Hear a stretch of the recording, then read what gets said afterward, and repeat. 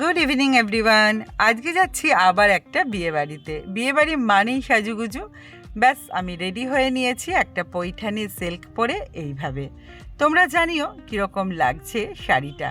শাড়িটা আমাকে গিফট করেছে জলপাইগুড়ির দিদি। আমার তো ভীষণ পছন্দ হয়েছে।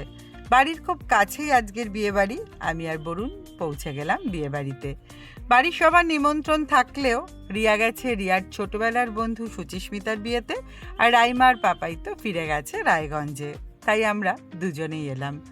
তোমরা অনেকেই আমার গয়নার খুব প্রশংসা করো, বলো আমি কোথা থেকে গয়না বানাই, খুব সুন্দর ডিজাইন ইত্যাদি ইত্যাদি। তো আমি তোমাদের আগেও দোকানটা দেখিয়েছি। আজকে সেই রাজলক্ষ্মী জুয়েলার্সের যে দাদা, তার ছেলে রোহনের আজকে রিসেপশন।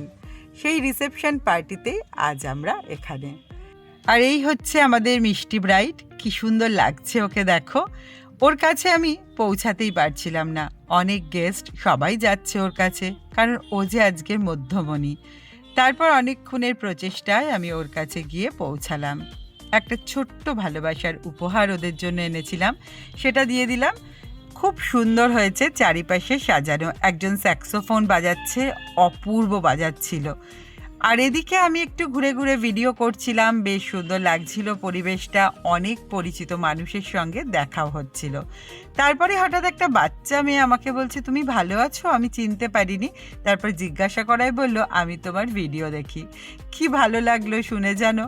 তারপরে আমরা চলে এলাম স্টার্টার কাউন্টারে। সেখান থেকে নিয়ে নিলাম ফিশ বল, আর তারপরে খেলাম গরম গরম চা। ওয়েদারটা এবার তো চেঞ্জ হচ্ছে, গরমের দিকে আমরা প্রবেশ করছি, তাই কফিটা অ্যাভয়েড করলাম। চাটাও কিন্তু খেতে হয়েছিল বেশ। আর ওই যে বললাম স্যাক্সোফোনের প্রোগ্রাম, সেটা আমরা বসে বসে অনেকক্ষণ ধরে এনজয় করলাম। এরপরে অবশ্য একজন আবার গান গাইতে উঠেছিল, সেও কিন্তু ভীষণ সুন্দর গান গাইছিল। তো সব কিছু মিলিয়ে বেশ ভালো লাগছিল আজকের এই সন্ধেটা। এরপর চলে এলো কন্যাযাত্রী। তারপরে গ্রুম অ্যান্ড ব্রাইড একটা সুন্দর প্রোগ্রাম করলো, যেটা একদম সিনেমাটিক আর মেমোরেবল। প্রত্যেকেই চাইছে এই সুন্দর মুহূর্তটার সাক্ষী থাকতে, আর মুঠোফোনে বন্দি করে রাখতে চাইছে এই সুন্দর মুহূর্তটাকে। তোমরা ওদের অনেক আশীর্বাদ করো, ওরা যেন এই নতুন জীবনে খুব সুখী হয়, মসৃণ হয় ওদের চলার পথ। তোমাদের সকলের আশিসে ধন্য হোক ওদের জীবন।